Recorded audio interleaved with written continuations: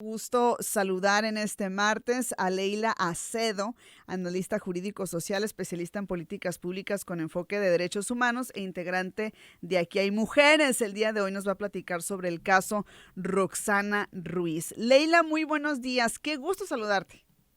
Hola, ¿qué tal, Miriam? Un gusto saludarlos a ti, a tu auditorio y al equipo que está Mu- por ahí de Radio Sonora. Muchas gracias, igualmente, como siempre, un gusto, un placer tenerte por acá, porque además el tema que nos vas a abordar, el caso de Roxana Ruiz, del que hemos escuchado muchísimo durante las últimas semanas, pues vale la pena ponerlo sobre la mesa y hacer una reflexión, ¿verdad? Platícanos para la gente que todavía no conoce el caso de Roxana Ruiz, ¿quién es? ¿Por qué todos los medios hablan de ella?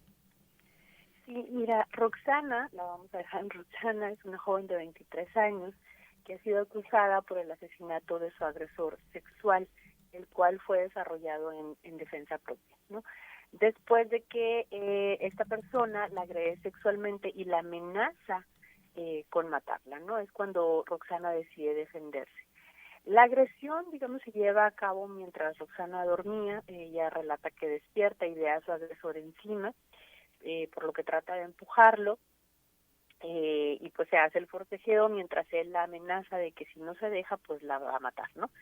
Roxana toma una playera, lo trata pues como de zafar, de asfixiar, ¿no? Y en el forcejeo el agresor cae, se golpea, y Roxana es cuando sigue, ¿no? Con la adrenalina y la asfixia.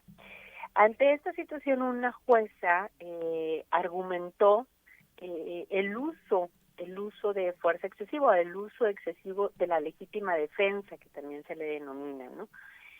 Pues según la jueza, con dejar inconsciente a su agresor hubiese sido suficiente, y que la joven debió haberse detenido una vez que la persona, digamos, fue golpeada, ¿no?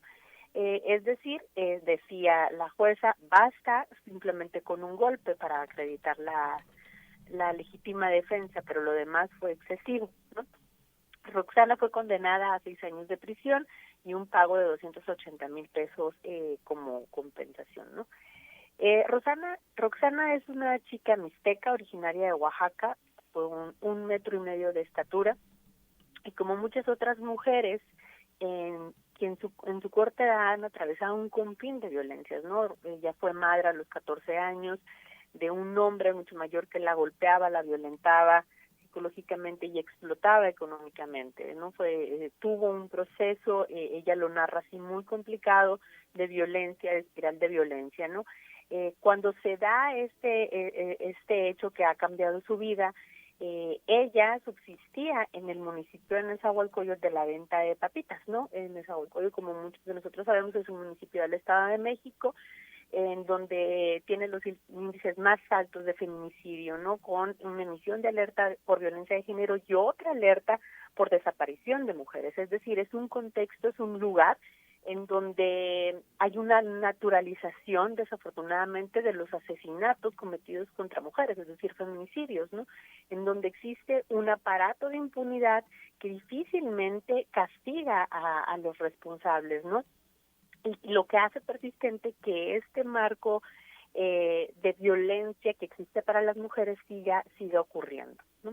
Ujú. Es decir, esto nos deja ver que existe un aparato de justicia patriarcal, diseñado precisamente, no, en donde solo los hombres pueden hacer uso de sus recursos, no, en donde existe una ausencia de ley para que las mujeres puedan hacer uso de la autodefensa, y en donde las únicas opciones que existe ante las agresiones sexuales y ante las agresiones de quitarnos la vida es o dejarte violar y matar o ir a la cárcel.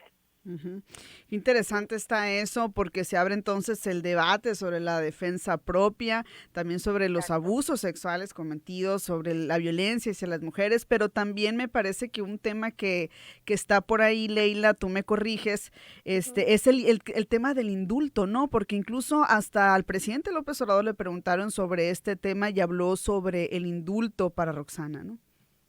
Sí, justo después de que se ventila, Ajá. digamos, en el Estado de México existe, es un estado con muchas peculiaridades en donde afortunadamente en los últimos años ha habido una organización también de mujeres, ¿no? Y están atentas al seguimiento de casos, afortunadamente.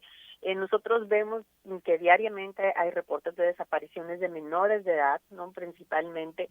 Y Roxana cuenta que si no hubiese sido porque grupos de organizaciones feministas se acercaban a ella, posiblemente ella ya hasta se hubiera suicidado, ¿no? De todo lo que ha sido toda esta vorágine. Y precisamente han sido ellas las que han impulsado el tema. La organización de Nos Queremos Vivas, Nesa, ha puesto en el debate la consigna: defender mi vida no es delito. Y tras estas demandas, pues el tema ha ido creciendo en redes sociales y se le pregunta, se le cuestiona al presidente, en donde declara efectivamente que ellos ya están observando el caso y que en caso de que exista una sentencia firme, porque sí hubo una sentencia, digamos, ahí eh, por parte de una jueza, pero seguía todavía el proceso, ¿no? El proceso penal en las instancias. En caso de emitirse una sentencia, ellos estaban pensando precisamente en indultar, ¿no? Esta capacidad que tiene también el Ejecutivo para poder en un momento dado eximirla de los cargos, ¿no? Ahora, hay que decir también, y esto es muy importante, que el proceso ha estado lleno de anomalías. Cuando a ella es detenida, ella señala y dice, bueno, pero es que él me agredió sexualmente, ¿no? Y existe desde ese momento una serie de protocolos que la Fiscalía, para integrar su carpeta de investigación, tiene que desarrollar. Ya lo hemos platicado acá, creo, en otras ocasiones, y que es la NOM 046, en donde a ella se le establece todo un protocolo y estudios ginecológicos para determinar si realmente fue, si hubo o no una agresión sexual. Eso nunca se dio, ¿no? También hubo una serie de revictimizaciones en donde decía, pero es que tú lo invitaste a tu casa, ¿no? Y Ujú. también ya la integración, digamos, del análisis que realiza la jueza no estaba dotado con esto que también hemos llamado aquí, que es el enfoque de género, ¿no? Cuando vimos el caso de Mariana Lima, que fue un precedente súper importante para que la Suprema Corte echara abajo todo el procedimiento y dijera, a ver, se vuelve a hacer la integración de todo y se hace una investigación con enfoque de género. ¿Qué implica el enfoque de género?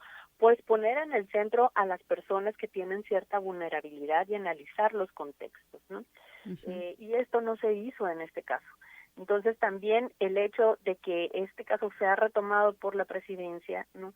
Y que esté diciendo está lleno de anomalías, pues habla precisamente de toda la vulneración a la que nos enfrentamos en el aparato de justicia las mujeres cuando buscamos la defensa, ¿no? De nuestras vidas y de nuestra integridad. Ujú, ok, está interesante. Entonces, ¿consideras que existe la posibilidad entonces de que se eche abajo todo el procedimiento y se vuelva a integrar de nuevo? ¿Podría ser, Pues, Alina? la Fiscalía ya declaró, precisamente Ajá. antier, salió un comunicado de la Fiscalía en donde se señala el desistimiento de la acción penal contra Roxana, no precisamente Ok, porque la conducta está exenta de responsabilidades penales al considerarla legítima defensa y no uso excesivo de la legítima defensa.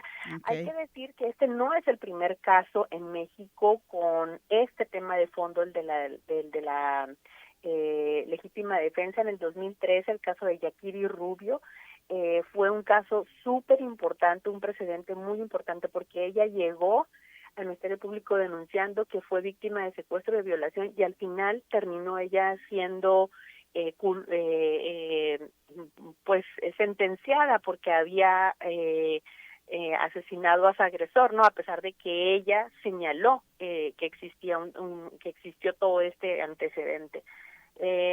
Entonces, digamos, esto también habla de que el aparato de investigación, no y de justicia en nuestro estado todavía está pues muy Ujú. desfasado de acuerdo a las necesidades que también están presentando las mujeres en México, no muchas mujeres, como es en el contexto de Nesa, tienen muy presente esta cuestión de pues mi vida está también por medio de todo esto, ¿no? Todavía se sigue pensando el aparato de justicia que las mujeres tenemos que estar receptoras y pasivas al confín de agresiones a las que estamos expuestas, ¿no?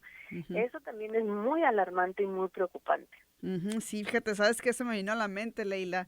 He visto que ha crecido muchísimo el número de mujeres que ya toman incluso clases de defensa personal, que ya se Exacto. promueven de muchísimas formas, y es esto cada vez más habitual también, ¿no? Que creo yo que tiene que ver con el contexto en el que nos encontramos actualmente. Claro, o sea, ellos siguen Sí. considerando que tenemos que ser las buenas víctimas, ¿no? Que se les dice Ujú. en la teoría penal, ¿no? Y psicológica, o sea, la víctima pasiva, ¿no? Si tú reaccionas, pues entonces ya incluso eres acreedora, pues, a sanciones, ¿no?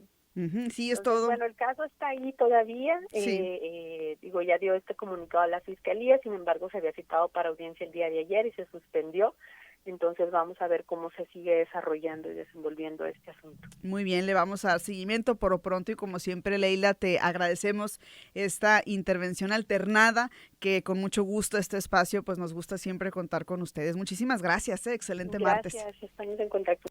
Bye. Gracias, saludos. Ella